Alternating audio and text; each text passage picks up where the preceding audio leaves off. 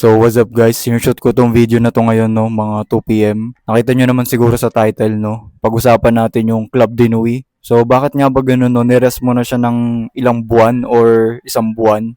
Wala pa rin nagbago sa may scent niya no, hindi pa rin nagbago yung performance niya no. So bakit nga ba nangyayari yung ganun no? Batch variation nga ba? So ganito kasi yan no, manood lang kayo. So ano muna tayo no, basic science muna tayo no. So paano nga ba yung tamang way sa pag-macerate ng perfume no, lalong-lalo dito sa Club Dinui. So in my experience no, ganito yung mas effective way sa pag-macerate or pag-rest ng isang pabango no, lalong-lalo dito sa mga Aventus DNA, mga Club Dinui. May tanong ako sa inyo no, ano ba yung ayaw niyo dito sa Club Dinui?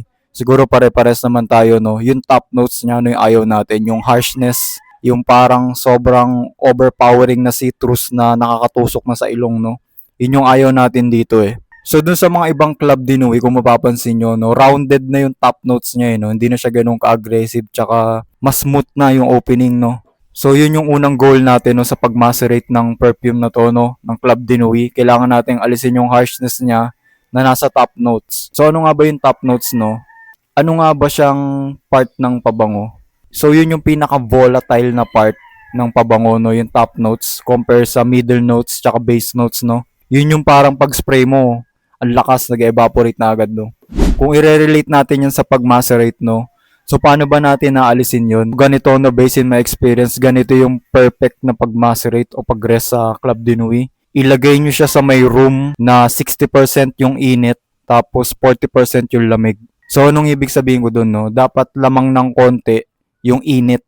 Wag dun sa may aircon na room. So, lamang ng konti yung init, no? So, ang tendency nun, syempre, tubig to, mag-evaporate, no? Ganun yung gagawin nyo, sabay, aalisin nyo yung takip. Ganito ang mga pro tip to. Ito, based in my experience to. So, nakikita ko rin yung mga ibang collectors, ginagawa nila to eh. Feeling ko alam na rin nila to, no? Pag nilalagay nila to sa shelf, kung mapapansin nyo, meron mga collectors na ano eh, walang mga takip eh, no? Inaalis yung takip. So, ganun no, para sumingaw. Sumingaw yung parang volatile molecule dito, no, which is yung nasa top notes nga, yung pinaka-volatile, no. Hindi ako sure kung ganun na, pero ito talaga napansin ko. Ito yung pinaka-effective tsaka fastest way sa pag-rest or pag-macerate ng perfume, no. Lalong-lalo dito sa Club Dinui. Ito, no, sabi nung iba na pagka-spray mo ng 5 beses, lagay mo na sa may cabinet, tapos i-rest mo na ng 1 buwan, wag mo na galawin. So, para sa akin, hindi, no. Mali yung ganun. Para sa akin, mas effective yung way na pag-spray mo ng 5 beses, i-rest mo siya sa cabinet, kinabukasan, spray mo siya ng isa. Every day, i-spray mo siya ng 1 beses lang, no? So, kunwari, kinabukasan, spray mo siya ng isa, lagay mo na uli sa cabinet, no? Tapos kinabukasan uli, spray mo uli ng isa, lagay mo uli sa cabinet. So, kumpletuhin mo yung 1 week, no, na ganun, sunod-sunod. So, bakit nga ba ganun, no? Kasi ito, based sa mga nababasa ko, tsaka sa mga napakinggan ko mga collectors, no? Kasi nga, kailangan mag-oxidize ng pabango, no? Mas maganda siyang nai-spray o nailalabas yung parang hangin sa loob, no? Pag nag-oxidize kasi mas mas naluluto. Mas naluluto pa yung juice niya, no, mas bumabango. Hindi nyo ba napansin na mas mabango yung mga partial bottle ng Club Dinui? I-compare nyo yun na yung mga bawas na Club Dinui na mabibili mo sa mga reseller, no? Compare mo dun sa may bagong Club Dinui. Kung mapapansin mo, no, mas mas mabango, tsaka mas ano bang tawag doon? Kumbaga parang mas hindi na matalas yung amoy ng mga partial na bottle na ganito, no? Yung mga kunwari 50 ml na lang siya, no? Bakit ganun, no? Kasi nga na-spray na siya ng maraming beses, no? Na-oxidize na siya, no? Naluto na yung juice niya. Kaya mas bumango na siya, no? Parang amplified na yung tamis niya, no? Ito sigurado ako alam to ng mga Club Dinui users, no? Parang lumilitaw na agad yung parang may konting vanilla note, no? Yung thick base niya na medyo matamis, no? Lumalabas na dun agad dun sa may mga gamit na Club Dinui. Kaysa dun sa may mga bagong Club Dinui, compare nyo, no? Ang lakas ng citrus, sobrang dry, sobrang citrus. Ang tagal lumabas ng parang slight sweetness, leathery note na gusto natin sa may mid to dry daw, no? So, ayun, no, as a collector, at saka pinapractice ko rin to, no, in-experiment ko. Ito yung pro tip na matitip ko sa inyo, no? Kagaya ng mga sinabi ko sa inyo kanina. Pagdating sa inyo ng Club Dinui, spray mo ng 5 beses, lagay mo sa room na 60% yung init, 40% yung lamig, tapos hanggang kinabukasan, spray mo. spray mo ng isa araw-araw, tapos i-rest mo na uli siya.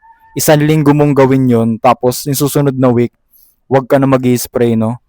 Ganun yung pinakamagandang way ng pag-macerate, no? Lalo yung mga ganitong DNA, Aventus DNA. Ito based in my experience to, and proven and tested ko na din to. Mabilis siya eh. Kapag ini-spray mo ng isa-isa hindi mo siya gagalawin ng buong month, tapos sa malamig mo pa ilalagay.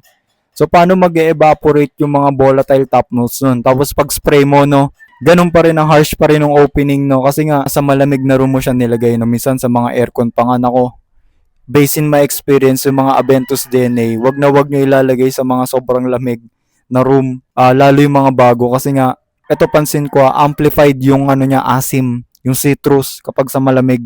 Eto kapag naiinitan to, mas tumatamis. Ito napansin ko dito sa mga Aventus DNA, lalo dito sa Club Dinui. Pag naiinitan to, mas bumabango eh. Tapos ganun yung gawin nyo, no? Tanggalin nyo yung takip para makasingaw siya ng ayos. Pero wag nyo natatanggalin tong sprayer, no? Baka OA na yun, baka sobra na, no? Baka kung ano na mangyari dun sa pabango. Pero dapat dun sa room na yun, hindi siya naaarawan, no? Hindi siya tinatamaan ng direct sunlight. So ito, habol ko lang, Ito yung isa ko pang tip para sa inyo, no? Kung bibili kayo ng Club Dinui, ang bilhin nyo na lang yung mga partial, yung mga na-spray na, no? Yung mga at least 80 ml, no? Yung mga ganun. Mas mabango yun. Kasi na-oxidize na yun eh. Na-spray na siya ng na-spray, no? Mas hinog na yung juice nun pagka ganun, no? Mas naluto na siya. Maganda pa yung mga mga ilang buwan na nagamit eh. Ganun yung magandang kunin na Club Dinui. Kesa yung bibili kayo ng bago tapos ang tagal, no, maghihintay pa kayo ng ilang linggo, ilang buwan, no, para mag-oxidize siya, para maluto yung juice niya, no.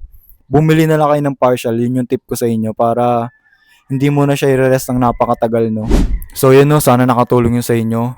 Like nyo tong video na to, mag-subscribe na kayo, no, marami pa akong mga vlog na ganito, mga tips and tricks sa mga pabango, no.